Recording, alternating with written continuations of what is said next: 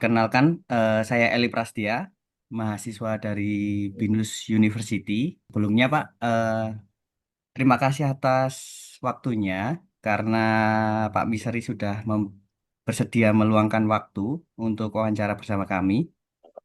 Nah, jadi Heeh. eh, kami ini sedang mengerjakan proyek karakter building yang mengangkat tema mengenai inovasi teknologi ramah lingkungan dalam UKM, khususnya batik ekoprint. Dan hubungannya dengan SDG nomor 9 itu tentang industri, inovasi, dan infrastruktur. Bahwa Bapak aktif menjalin kerjasama dengan pengusaha batik ekoprint, kami sangat tertarik untuk mendengar pengalaman Bapak dalam melihat langsung tantangan dan potensi dari sisi pelaku usahanya, Pak. Sebelum kita masuk ke pertanyaannya, Pak, kami persilahkan terlebih dahulu untuk mungkin Bapak bisa memperkenalkan diri secara singkat. Boleh disampaikan nama lengkap, aktivitas saat ini, dan sedikit cerita Ya, tentang keterlibatan Bapak dalam UKM Batik Ekoprint. Silahkan, Pak. hmm, ya. Terima kasih. Assalamualaikum warahmatullahi wabarakatuh. Waalaikumsalam. Selamat siang untuk yang kalau di Indonesia. Ini nama saya Misri itu eh, aktivitas sehari-hari sebenarnya adalah guru seni budaya. Itu kebetulan di sekolah kami itu eh, sering praktek membuat batik yaitu batik ekoprint gitu. Gitu. Sekolah kami adalah di Pangglungan MTSN 7 Jombang itu. Kita masuk ke pertanyaan. Jadi saya hanya akan memberikan 5 pertanyaan mengenai Batik Ekoprint. Ya, Eh, yang pertama itu dari pengalaman Bapak selama mendampingi pelaku Batik Ekoprint, maksudnya kerjasama dengan pelaku batik ekoprint, apa saja sih kendala umum yang sering sering mereka hadapi dalam proses produksinya? ya. Gini ya. Ah, untuk sebenarnya ini kalau kenapa saya itu setiap praktek pada siswa itu sering menggunakan batik ekoprint karena batik ekoprint itu eh, menurut saya itu lebih mudah untuk diterapkan pada anak-anak. Ya, Gitu. Karena apa? Kalau dilihat dari segi biaya, segi bahan, itu lebih mudah. Karena batik ekoprint itu kan jenengan kan tahu bahwa yang namanya ekoprint itu kan batik ekoprint itu sebuah apa ya teknik cetak pada kain ya dengan menggunakan motif-motif alami yaitu dedaunan dan warna dari alami juga. Jadi kami itu menyampaikan pada anak-anak itu ya kita pilih dengan menggunakan teknik batik ekoprint juga menyesuaikan dengan kondisi di Wonosalam karena di Wonosalam itu eh, apa ya letaknya itu di pegunungan, tepatnya di Gunungan Jasmoro. Jadi oh, lumayan potensial lah itu untuk bahan-bahan untuk pembuatan batik ekoprint itu. oh, baik Pak. Eh, Nah, ya, kalau soal teknologi ramah lingkungan seperti ekoprint ini Pak, tantangan utamanya yang biasanya mereka alami oh menurut tantangannya. ya pengamatan Bapak itu apa? Apakah soal biaya atau bahan atau SDM seperti itu, Pak?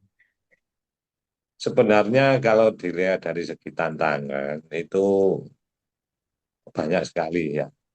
Ini kalau ini kalau ini kan saya apa ya mungkin untuk ini apa saya itu membuat batik ekoprint untuk siswa ya untuk praktek siswa dan membuat batik ekoprint untuk produksi itu kan sebenarnya hampir-hampir sama aja.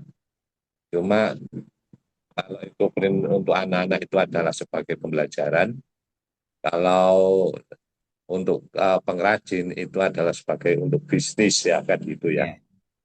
Untuk tantangannya itu banyak sebenarnya banyak aspeknya ya. Mungkin yang pertama itu ketersediaan bahan baku alami yang secara konsisten. Ah, ya. Kenapa demikian? Ya, tidak semua jenis daun atau bunga atau kulit kayu itu tersedia sepanjang tahun. Itu ya. Mungkin kita membutuhkan beberapa jenis daun itu tidak bisa apa ya sesaat itu kita peroleh. Terkadang itu ada daun-daun yang ketika musim hujan itu daunnya bersemi, kalau musim kemarau itu gugur dan lain sebagainya itu. Terus dampaknya yaitu warna dan motif hasil kuprint itu bisa menjadi tidak konsisten.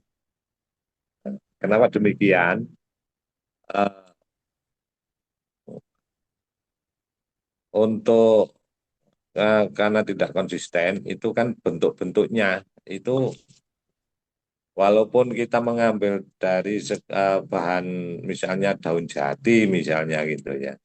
Memang secara global bentuk daun jati itu bentuknya ya seperti itu aja. Tapi kan untuk kadang besar kecilnya tidak sama, ada yang lonjong, ada yang bundar, bahkan warnanya pun eh, tidak sama. Kalau daun jati itu eh, apa ya, yang paling muda itu menghasilkan warna merah, tapi untuk yang tua itu menghasilkan warna yang agak gelap. Gitu. Nah, solusinya itu ya satu mungkin kita apa ya menanam sendiri gitu ya menyediakan apa ya bahan-bahan sendiri dengan cara menanam atau bagaimana gitu. Yang berikutnya eh, kurangnya pengetahuan dan keterampilan. Artinya gini, banyak pengrajin itu kalau saya amati belum menguasai teknik ekoprint atau pemrosesan bahan alami secara optimal. Jadi dampaknya itu kualitas produksi tidak stabil, proses lama, hasilnya tidak maksimal. Nah, solusinya bagaimana?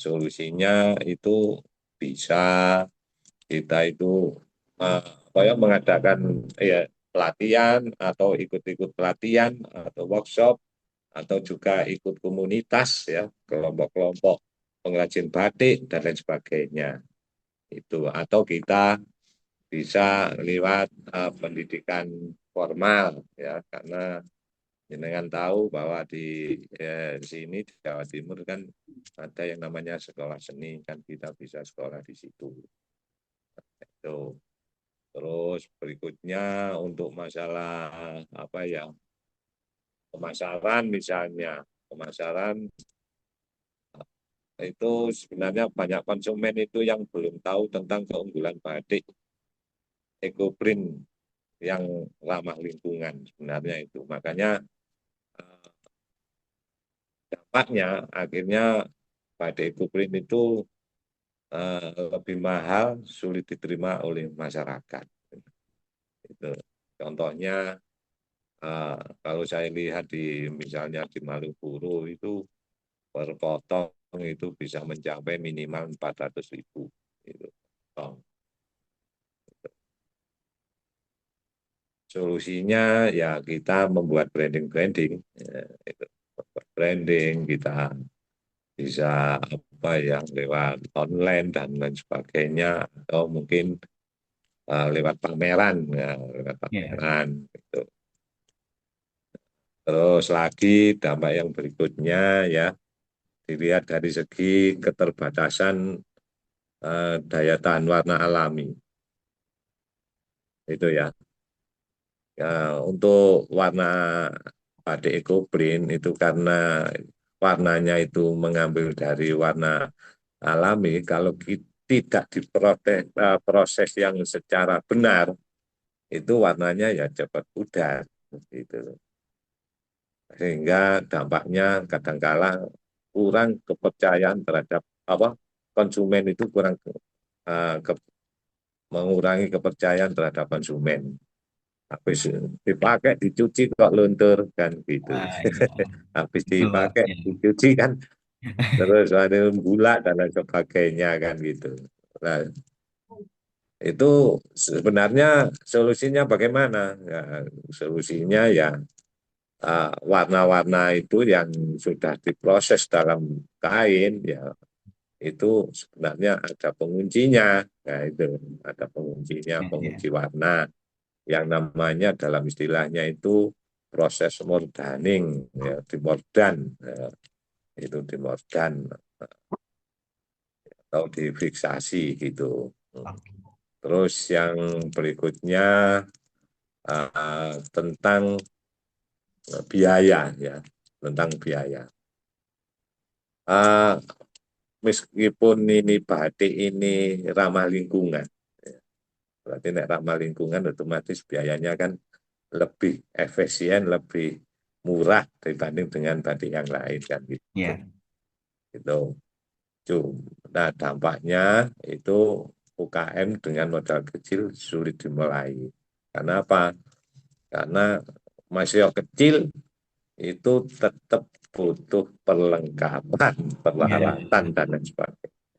Nah, Oke Pak. solusinya bagaimana? Lah, solusinya ya, ya kita nabung mungkin ya. Ini kita nabung, kita apa mungkin kita MOU dengan uh, apa itu dengan pemerintah dan lain sebagainya dengan uh, perusahaan-perusahaan dan lain sebagainya itu solusinya itu Oke Pak. itu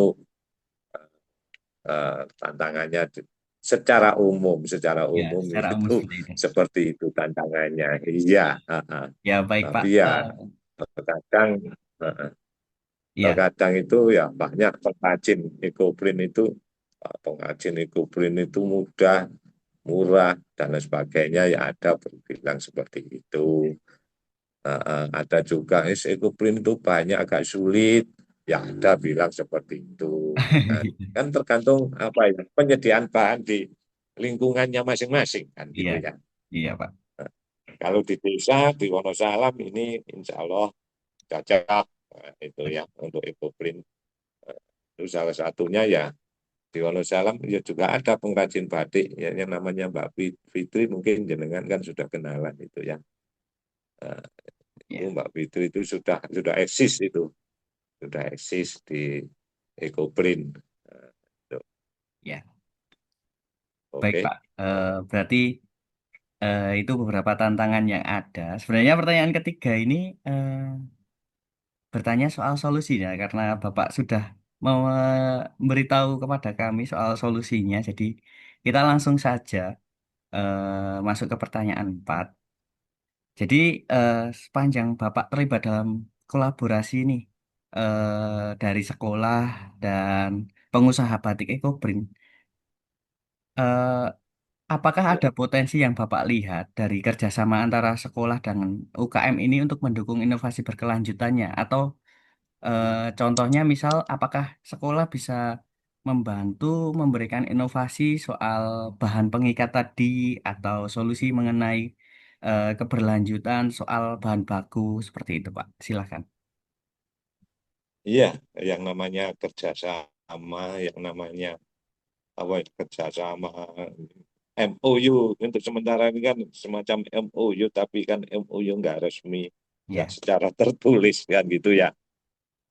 Jadi untuk sementara ini untuk dari pihak sekolah itu ya kita apa ya saling sharing gitu dengan pengrajin dan kita pun juga kalau yang namanya manusia eh, walaupun misalnya saya itu sebagai pengajar kadang-kadang kan juga punya apa ya punya kekurangan dan punya kelebihan kan gitu. ya, Jadi eh, menurut saya tetap kita itu kerjasama dengan pengrajin. Nah, kenapa demikian? Ini untuk apa ya, menambah wawasan. Kalau dari saya itu untuk menambah wawasan anak-anak dengan harapan itu nanti anak-anak itu bisa punya skill, bisa apa ya, mendidik untuk kemandirian dengan harapan nanti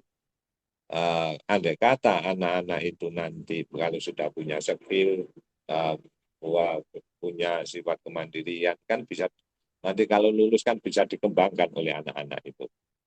Ke depannya seperti itu harapan kami. Itu. Baik, Pak. Kalau soal dari sekolah sendiri, Pak, apakah sekolah juga ikut berinovasi, misalnya bagaimana menjawab tantangan soal bahan baku, atau bagaimana menjawab soal tantangan bagaimana biar warna di batik ekoprint itu bisa bertahan lama? Apakah sekolah berusaha untuk membantu menjawab solusi mereka untuk mengadakan percobaan-percobaan tertentu dengan bahan tertentu seperti itu, Pak? Apakah ada, Pak? Ya, apa ya, ini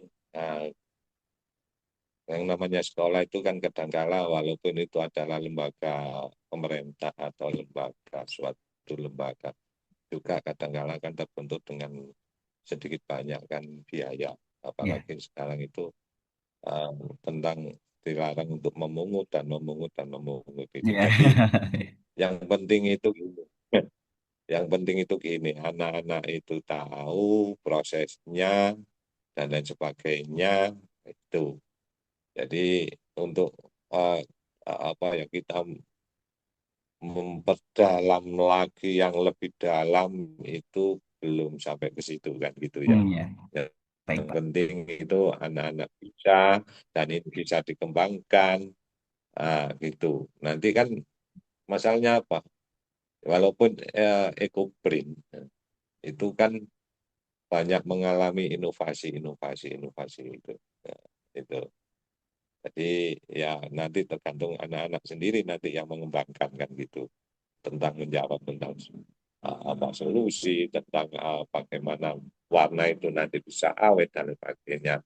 Yang penting kita apa ya, menyampaikan bahwa warna itu kalau bisa awet itu di gini anak-anak, untuk bahan yang dengan keterbatasan bahan misalnya bisa dikasih tawas misalnya, bisa Ya. dicuci dengan tawas. Nah, itu itu solusinya seperti itu untuk sementara waktu. Oke, Pak. Baik, Pak. Terima kasih, Pak. Terakhir, Pak, eh, apa Oke. saran atau langkah konkret yang menurut Bapak bisa dilakukan agar semakin banyak UKM tertarik menerapkan ekoprint, batik ekoprint atau metode produksi ramah lingkungan lainnya? Eh, oke. Gini ya, sebenarnya batik ini kan ya katakan apa ya, ya kalau menurut saya itu ya sebenarnya sudah agak lama lah muncul dengan istilah ekoprint itu. Ya, yang jelas itu nanti tetap kita apa ya, bersosialisasi untuk apa ya, memper, apa ya, mengembangkan ekoprint. Apalagi sekolahan kami ini kan sedang sedang menjalankan adiwiyata yang ada hubungannya dengan lingkungan kan gitu ya. Ya, Jadi ya tetap kita apa ya, bersosialisasi pada warga lingkungan sekolah, pada masyarakat. Itu kita bisa tentang keunggulan batik Kupring, yang ramah lingkungan, ya, yang tidak apa ya, mengganggu pencemaran, bahkan limbah-limbah itu kalau kita itu nanti bisa mengolah akan menjadi pupuk dan lain sebagainya. Karena apa, bahan-bahannya itu kan daun-daunan kan ya, itu ya. Nah itu jadi proses lah mas, ini masih proses. Proses. Untuk nanti lebih lengkapnya itu dengan apa ya, konfirmasi dengan Mbak Fitri pun ya, nanti bisa menambah dengan itu. baik, baik. Karena apa? Mbak Fitri itu sering apa ya, sering hubungan dengan dinas lingkungan hidup, sering berhubungan dengan apa ya, yang ada hubungan dengan Ekobrin dan lain sebagainya gitu. Uh, dan dia juga punya komunitas di Kabupaten Jombang ini, dia punya komunitas sebenarnya. Dan Apakah dia itu pernah kan ini juga Pak? alumni dari, Oh, dari uh, MTS juga alumninya? ya alumni NTS. Ya, Cuma apa ya, kalau yang ilmu dari sekolah kan terbatas toh Mas. ya, Terbatas. Jadi ya alhamdulillah Mbak Fitri sendiri juga mengembangkan di luar lah.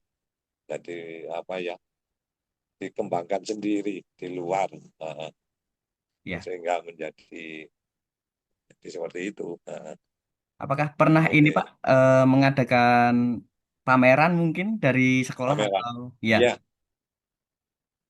ya untuk sementara ini, anu, kalau dari karya-karya siswa dari sekolah kami itu setiap dalam 1 tahun itu 2 kali pameran. Yang pertama pameran itu pameran semester ganjil. Yang kedua adalah pameran yang dibarengi dengan perpisahan. Kenapa demikian? Perpisahan itu kan mengundang banyak wali murid, juga dari tokoh masyarakat, juga dari uh, lingkup lembaga di tingkat kabupaten. Nah, itu sementara waktu seperti itu. Jadi itu dengan momen-momen seperti itu kita adakan pameran. Nah, tujuannya pameran panjenengan kan ya mungkin sudah paham bahwa sebagai apa ya, sebagai sarana apresiasi terhadap karya gitu ya. ya, ya, Supaya apa? Supaya masyarakat itu tahu bahwa EcoGreen itu sebenarnya bahan alami itu bisa dijadikan EcoGreen, bisa dijadikan kerajinan, bisa dijadikan motif dan lain sebagainya kan gitu. iya. Terima kasih Pak Siap, Misri atas siap, waktu dan siap, siap, cerita yang siap, sangat sama-sama. menginspirasi. Ya, Semoga ya, ya, oke. eh, wawasan dari Bapak ini bisa memperkaya proyek kami dan jadi contoh yang baik bagi Iya, pengembangan pendidikan dan iya. UKM. Uh, Ya, kami doakan Bapak selalu Semoga, sehat. oke, oke. Ya, semoga sukses. Ya, Semoga sukses. amin Pak. Uh, Baik Pak. oke, Terima oke. kasih Pak. Selamat siang. Assalamualaikum. Oke, ya. Waalaikumsalam Ya, terima kasih. warahmatullahi wabarakatuh.